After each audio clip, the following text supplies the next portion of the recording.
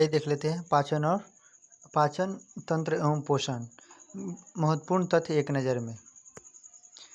उपवास के दिनों में मनुष्य एक संग्रहित भोजन से ऊर्जा प्राप्त करता है, सबक्यूटेनियम वसा व यकृत से। किसी जंतु द्वारा भोजन ग्रहण करने की क्रिया क्या कहलाती है? इंजेशन अर्थात अंतःग्रहण।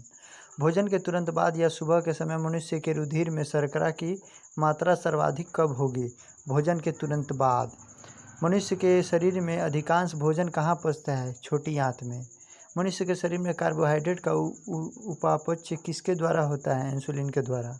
अमाशयी रस में पाए जाने वाले 3 तत्वों के नाम रेनिन, पेप्सिन एवं हाइड्रोक्लोरिक अम्ल या म्यूसिन है। इंसुलिन की खोज किसके द्वारा की गई थी? बेंटिंग बेस्ट के द्वारा। इंसुलिन की खोज बेंटिंग बेस्ट के द्वारा की गई थी। मनुष्य के शरीर में रक्त में उपस्थित ग्लूकोज की फालतू मात्रा किस में परिवर्तित हो जाती है? ग्लाइकोजन में। जठर रस किस प्रकृति का होता है? अम्लीय। मनुष्य के शरीर में जल की मात्रा कितनी होती है? शरीर के भार का लगभग 65%। स्तनधारियों की लार अर्थात सलाइवा में कौन सा एंजाइम होता है? टाइलिन। क्या स्तनधारियों की लार का टाइलिन नामक एंजाइम हल्का अम्लीय होता है? हाँ। लार किसके पाचन में सहायक होता है? स्टार्च के पाचन में। पेंक्रियाज के द्वीप जो इंसुलिन का स्राव करते हैं कहाँ स्थित होते हैं? अग्न्याशय में। ग्लूकोज को ग्लाइकोजन के रूप में बदलने का कार्य किसके द्वारा किया जाता है? लीवर के द्वारा। क्या एंजाइम की अनुपस्थिति में भोजन का पाचन संभव है? नहीं। हाइड्रोक्लोरिक अम्ल HCl के कोई 2 कार्य बताएं। जीवाणुओं को नष्ट करना एवं भोजन को अम्लीय बनाना। क्या एंजाइम रासायनिक प्रक्रियाओं में समाप्त हो जाता है? नहीं। क्या जिगर किसी एंजाइम का स्रवण करता है? नहीं। वसा अम्ल किसके पाचन से बनता है? वसा का। कार्बोहाइड्रेट में सम्मिलित 3 तत्वों के नाम बताइए। वसा, शर्करा एवं प्रोटीन।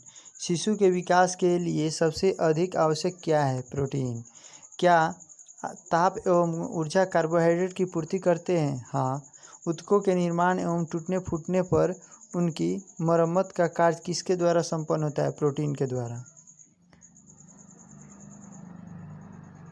द्वारा।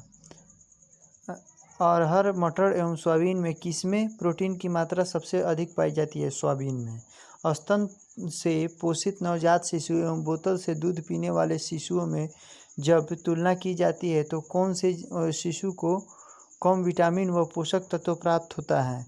बोतल से दूध पीने वाले शिशु को। एक स्वस्थ मनुष्य को प्रतिदिन कितनी ऊर्जा की आवश्यकता होती है? 2900 कैलोरी। सोयाबीन में प्रोटीन की मात्रा कितनी होती है? 42%। गेहूं में कितने प्रतिशत प्रोटीन पाई जाती है? 12। शारीरिक श्रम करने वाले वयस्क मनुष्य के लिए कितनी ऊर्जा की आवश्यकता होती है? 3900 कैलोरी। प्रोटीन बनाने के लिए कितने अमीनो अम्ल की आवश्यकता होती है? 20 अमीनो अम्ल।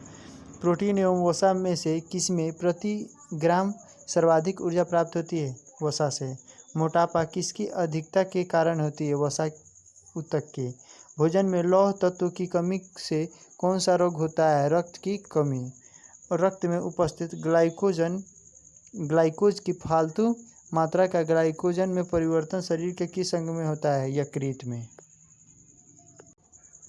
निर्जलीकरण अर्थात डिहाइड्रेशन में बच्चे के शरीर में साधारणतया किस चीज़ की कमी हो जाती है? साधारण नमक व जल की। चरने वाले पशुओं के चारे में सेलुलोज किसके द्वारा पचता है? आंत्र के जीवाणुओं द्वारा। आंत रस किस प्रकार का होता है? धारीय। क्या लाइपेज वसा का पाचन करता है? हाँ। शब्द BMR का अर्थ क्या है? Basic metabolic rate. यदि किसी व्यक्ति का पित्ताशय हटा दिया जाए तो वसा के पाचन पर क्या प्रभाव पड़ेगा? वसा पाचन असंभव होगा। जठर रस में पाए जाने वाले 3 तत्वों के नाम बताइए। रेनिन, पेप्सिन एवं हाइड्रोक्लोरिक म्यूसिन। प्रोटीन पाचन एंजाइम को क्या कहा जाता है? काइमोट्रिप्सिन। न्यूक्लियोटाइड्स किसकी आधार इकाई होती है? न्यूक्लिक अम्ल की।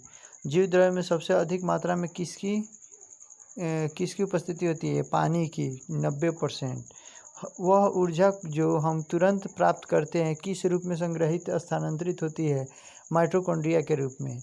ग्रीष्म काल में प्रोटीन तथा वसा में से किसका उपयोग अधिक करना चाहिए। वसा का सूर्य के प्रकाश की सहायता से विटामिन डी का संश्लेषण शरीर के किस भाग में होता है? त्वचा पर। कुछ जंतुओं द्वारा अपना अर्ध ठोस मल खाने का क्या कारण है? सेलुलोज के दोबारा पाचन के लिए।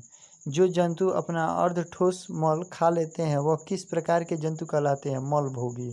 कैल्शियम किसके लिए आवश्यक होता है? हड्डियों, दांतों एवं हृदय की श्वसन क्रियाओं के लिए। हड्डियों तथा दांतों में क्या सबसे अधिक मात्रा में उपस्थित होता है? कैल्शियम तथा फास्फोरस। एक थका हुआ पहलवान किसके द्वारा पुनः शक्ति को प्राप्त कर सकता है? कार्बोहाइड्रेट के द्वारा। ऊर्जा प्रोटीन से भी प्राप्त होता है लेकिन केवल 15%, जबकि कार्बोहाइड्रेट से 35% ऊर्जा प्राप्त होती है। आयोडीन युक्त नमक का प्रयोग करने का मुख्य उद्देश्य क्या होता है? पेट में अम्लता का कम करना। लोहा, फास्फोरस एवं सोडियम में से कौन सा खनिज लवण जो है शरीर में अधिक मात्रा में पाया जाता है? लोहा। गाजर, हरी सब्जियां एवं दूध में से आयरन प्राप्त करने का मुख्य स्रोत कौन सा है? हरी सब्जियां। यदि कोई मनुष्य केवल दूध, अंडे तथा प्रोटीन के भोजन पर ही रहता है तो वह सामान्यतः किस रोग का रोगी होता है? स्कर्वी रोग का। केसिन का सबसे अच्छा स्रोत कौन सा है? दूध। जीवों में पोषण कितनी विधियों से संपन्न होती है? 2 विधियों से। प्रकाश संश्लेषण प्रक्रिया में जल का अपचयन क्या बनाने में होता है? ऑक्सीजन। हरित लवक में कौन सा कार्बनिक तत्व उपस्थित होता है? मैग्नीशियम। हमारे शरीर की उपापचय क्रियाओं का नियंत्रण कौन करता है? खनिज पदार्थ। प्राकृतिक रूप से प्राप्त शर्कराओं में सर्वाधिक मीठी शर्करा होती है फ्रुक्टोज का। पौधों में ऊर्जा स्थानांतरण हेतु किस पोषण तत्व की अनिवार्यता होती है? फास्फोरस की। इलेक्ट्रॉनों के स्थानांतरण में किस प्रकार का लघु पोषक सहायक होता है? क्लोरीन का। फलों के पकने में कौन सा पदार्थ सहायक होता है? इथिलीन। प्रकाश संश्लेषण की प्रकाशीय प्रतिक्रिया की खोज किसने की? हेल ने। पाचन की दृष्टि से आहार नाल का सर्वाधिक महत्वपूर्ण भाग कौन सा है? छोटी आंत। प्रोटीन किन पदार्थों से बनी होती है? एमिनो अम्ल से। शराब के अत्यधिक सेवन से भोजन का कौन सा भाग सर्वाधिक प्रभावित होता है? यकृत। वह कौन सा पदार्थ है जो एक ही साथ विटामिन ए, बी, सी एवं ई तथा एमिनो अम्ल एवं खनिज पदार्थों का अच्छा स्रोत होता है? अल्फा। अल्फा किस पदार्थ की गुणवत्ता में उसमें उपस्थित किस पदार्थ पर निर्भर करती है? एमिनो अम्ल। विटामिन ए एवं बी का आविष्कारक किसे कहा जाता है? मैकलिन को। स्टार्च को माल्टोज में बदलने वाला एंजाइम इन्वर्टेज है। किस ताप पर एंजाइम अत्यधिक सक्रिय होता है? 30 डिग्री सेल्सियस पर। कौन सा विटामिन दूध में नहीं पाया जाता है? Vitamin C. पेशियाओं तंत्रिकाओं को सुचारू रूप से कार्य करने में किस विटामिन की जरूरत होती है? विटामिन B1 की। ऊर्जा के लिए सर्वाधिक विघटन किसका होता है? ग्लूकोज का। मानव शरीर में कार्बोहाइड्रेट का उपापचय किसके द्वारा होता है? इंसुलिन के द्वारा। एमिनो अम्ल किसका संश्लेषण करता है? प्रोटीन का। शरीर में ऊर्जा को संचित बनाए रखने का काम कौन करती है? लिपिड। सभी जीवों में वसा एवं एमिनो अम्ल का निर्माण किससे होता है? ग्लूकोज से। जंतुओं में भोज्य पदार्थों का संग्रहण किस रूप में होता है? ग्लाइकोजन में। पाचन की प्रक्रिया में जटिल भोज्य पदार्थों को किस क्रिया द्वारा सरल भोज्य पदार्थों में विखंडित कर दिया जाता है? जलीय अपघटन के द्वारा। लैरिंगफेरिक्स आहार नाल के किस भाग से संबंधित है? ग्रासनी।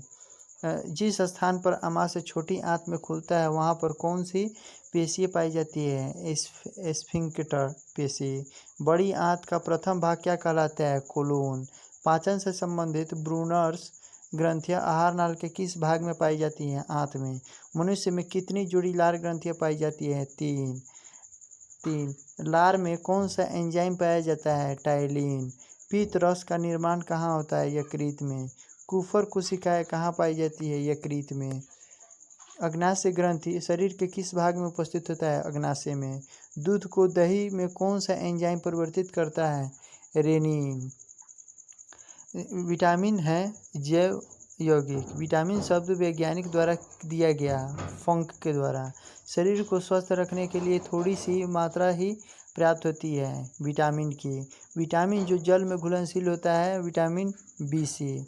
विटामिन ए, डी, ई एवं के घुलनशील होता है वसा में। विटामिन ए का रासायनिक नाम रेटिनॉल। विटामिन ए की कमी से होता है रतौंधे। विटामिन ए की खोज मैकलम एवं डेविस ने।